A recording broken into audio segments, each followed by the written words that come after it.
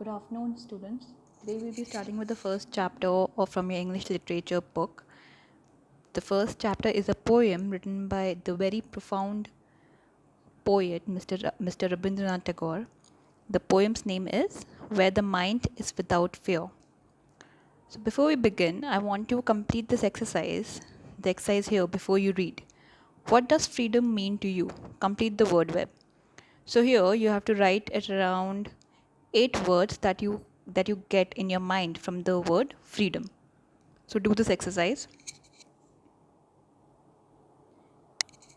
Now beginning with the poem, let's start reading the poem first. Where the mind is without fear and the head is held high.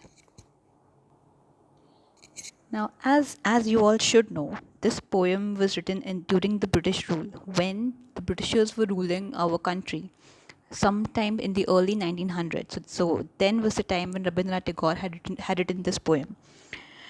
The poet then wished for a country that was free of fear and people lived a life of dignity. So, where the mind is without fear and the head is held high, here the mind means people and the head is held high means the head is held high with dignity.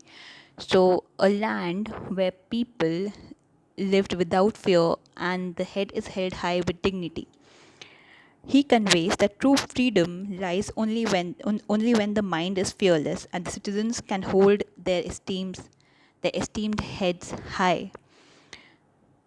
Next line, where the knowledge is free.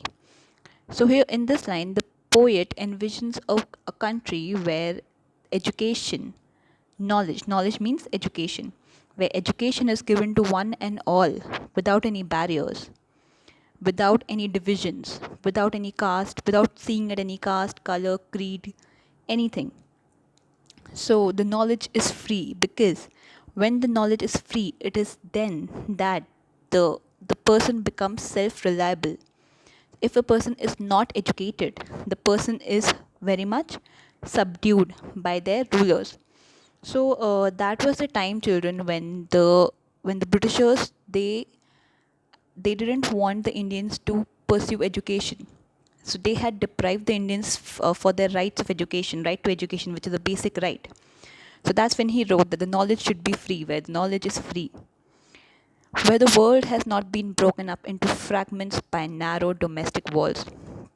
Here the poet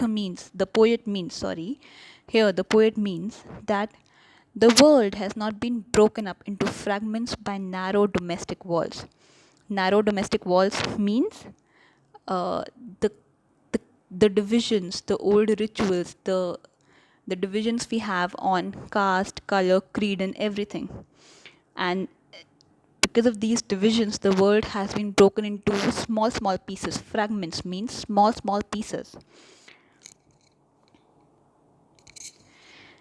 It may also mean that it may refer to the superstitions that led to further divisions in our country. So at that time, there were a lot of superstitions. Because of those superstitions, there were a lot of evil habits. For example, sati.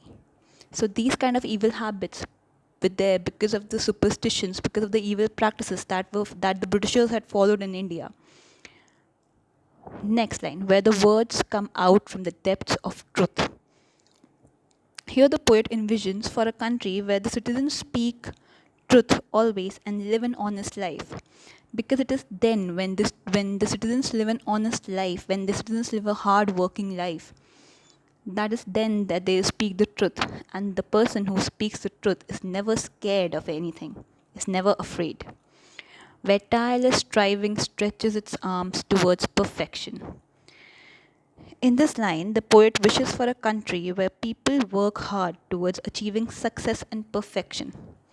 Tireless striving means no matter how much tired you are, you shouldn't feel tired. You should have that much of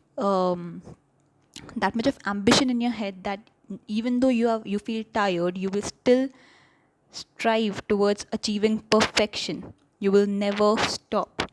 So he envisioned a country where people always work towards achieving perfection.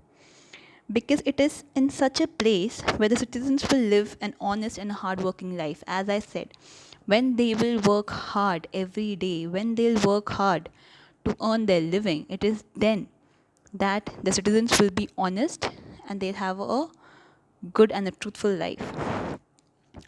Where the clear streams of reason has not lost its way into the dreary desert sand of dead habits. Here, dead habit means old customs. Dreary means depressingly dull. So, where the clear streams of reason. So, old habits. So, what happened was that in the Britishers' era, a lot of evil customs had come up, and the people were simply following those customs. So, here the author envisions, he wishes for a country where the people think from their own brain, think from their own conscience, to not follow the old habits, the dead habits,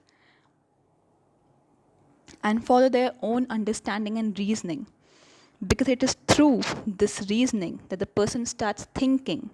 And when the person starts thinking, there is no way that you can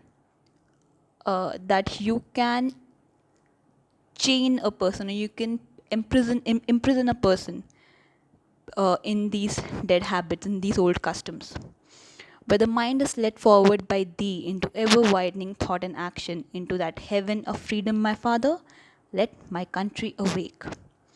So, in the last three words, in the last three lines, the poet requests the God, he requests the Almighty for guidance and support to his countrymen so that they can attain independence and gain wisdom and broad mindedness. He asks my father here is God. He asks God to guide us, to guide his citizens to achieve independence, so that they can achieve independence, so that they can work hard towards achieving independence, and in the process they become honest and broad minded people. So, this was the summary of this poem, students. Now, I'll tell you a little about the theme of this poem. So, even though this poem was written in the early 1900s during the British rule, it is still very much relevant during this time, because now the struggle, because even now we have to struggle for broad minded people and truthful and honest people. So now we are not bound by any foreign rule, but now the evil habits, the evil practices are within us.